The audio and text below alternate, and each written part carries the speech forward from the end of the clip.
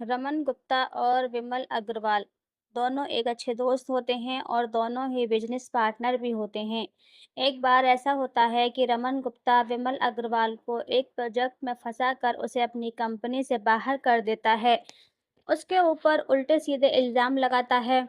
पैसों के लालच में आकर रमन गुप्ता विमल अग्रवाल को दर दर की ठोकरें खाने पर मजबूर कर देता है।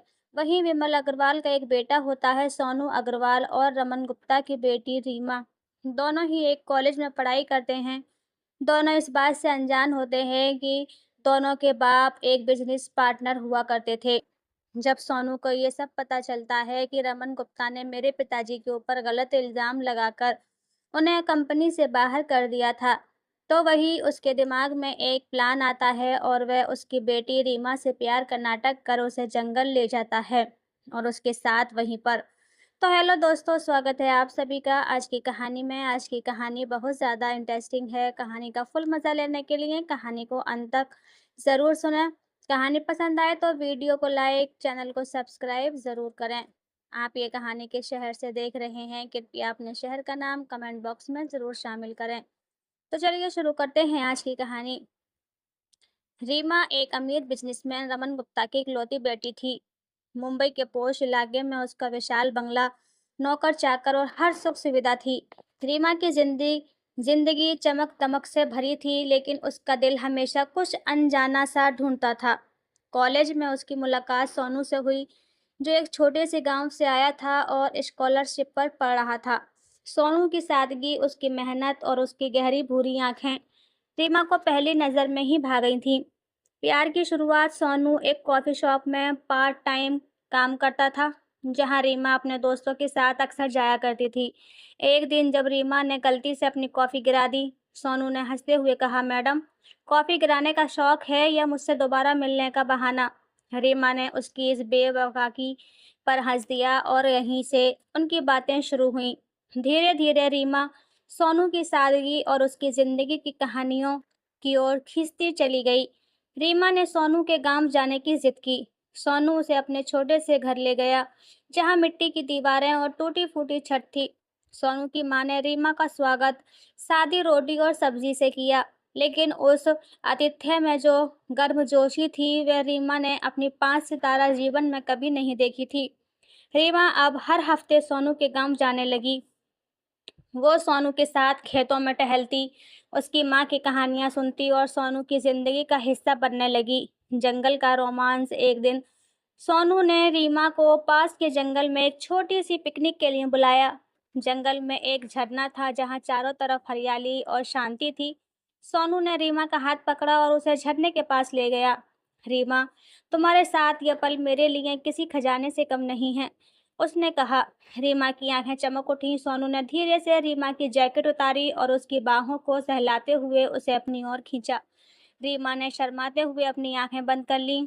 झरने की आवाज और जंगल की हवा के बीच सोनू ने रीमा और दोनों मस्ती करने लगे, एक दूसरे में इस कदर खो गए कि जंगल की हर शाख उनके प्यार की गवाह बन गई।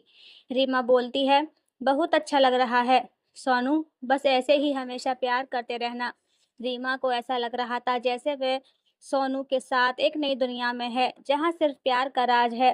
पिता का गुस्सा इतना हुआ, लेकिन उनकी ये खूबसूरती दुनिया ज्यादा दिन नहीं चली। रीमा के पिता रमन को किसी ने बता दिया कि उनकी बेटी एक गरीब लड़के के साथ गांव में समय बिता रही है। रमन का गुस्सा 7वें आसमान पर था। उन्होंने अपने गुंडों को सोनू के गांव भेजा। एक रात जब सोनू अपने घर के बाहर बैठा था, 4-5 लोग आए और उसे धमकाने लगे, रीमा से दूर रहना, वरना तुझे और तेरे परिवार को मिटा देंगे, उन्होंने कहा था। सोनू ने डरने की बजाय शांत स्वर में जवाब दिया, मैं रीमा से प्यार करता हूँ और उसे छोड़ने का मतलब मेरी जिंदगी छोड़ना है। रीमा को जब ये बात पता चली, तो वो अपने पिता से भिड़ गई। पापा, आप मेरे प्यार को नहीं समझ सकते। सोनू ने मुझे वह खुशी दी जो आपके पैसे कभी नहीं दे सकते। रमन ने गुस्से में रीमा को घर में बंद कर दिया और उसका फोन छीन लिया। लेकिन रीमा ने हार नहीं मानी। उसने अपने कॉलेज की दोस्त की मदद से सोनू को चिट्ठी भेजी, जिसमें लिखा था, सोनू, मैं तुमसे कभी अलग नहीं हो सकती। हम मिलकर इस तूफान का सामना करेंगे। इस कहानी का ट्विस्ट और अंत।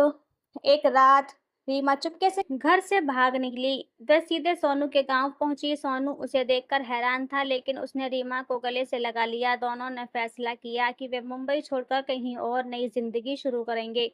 लेकिन तभी एक बड़ा ट्विस्ट कहानी में आता है। सोनू की मां ने बताया कि सोनू का पिता, जो सालों पहले गायब हो गया था, असल में रमन का पुराना दोस्त था। दोनों की दोस्ती एक बिजनेस डील में धोखे की वजह से टूट गई थी और रमन ने सोनू के पिता को बर्बाद कर दिया था। यही वजह थी कि रमन सोनू से इतनी नफरत करता था।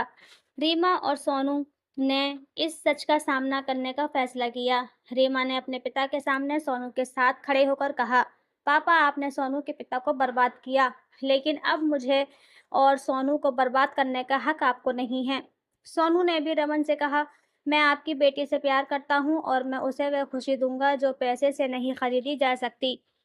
रमन की आंखों में पहली बार पछतावा दिखा। उसने अपनी गलतियों को माना और रीमा सोनू को आशीर्वाद दिया। लेकिन कहानी यहीं खत्म नहीं हुई। सोनू और रीमा ने मुंबई छोड़कर गोवा में एक छोटा सा आर्ट स्टूडियो खोला, जहां सोनू अपनी पेंटिंग्स बनाता और रीमा अपनी कहानियां लिखती। उनका प्यार हर मुश्किल को पार कर एक मिसाल बन गया। रमन को अपना पुराना दोस्त अचानक एक वृद्धाश्रम में मिल गया। उसने हाथ जोड़कर माफी मांगी और कहा, मेरे गुनाहों की सज़ा मुझे मिल गई है। प्लीज़ मुझे माफ़ कर दो, क्योंकि अब तुम्हारा बेटा मेरा दामाद है। सोनू के पिता कहते हैं, जब तुम्हें सज़ा मिल ही चुकी है, तब मैं कौन होता हूँ? चलो छोड़ो सब बातें, अपने घर चलते हैं। बच्चे तुम्हें देखकर खुश हो जाएंगे। घर जाने के बाद सब खुश हो जाते हैं और फिर से बिजनेस में पार्टनरशिप कर दोनों अपनी कंपनी रमन गुप्ता और विमल अग्रवाल आगे बढ़ते हैं। उनकी कंपनी बुलंदियां छूने लगती है। शहर के हर कोने में उनका नाम होता है और बच्चे भी आज अपनी ज़िंदगी में बहुत ज़्यादा खुश हैं। वे अपनी ज़िंदगी खुशी-खुशी गुज़ार रहे हैं। उम्मीद करती हूँ आपको ये कहानी ज़रूर पसंद आई होगी। पसंद आई है तो प्लीज़ वीडियो को लाइक, चैनल को सब्सक्राइब ज़रूर करें। धन्यवाद।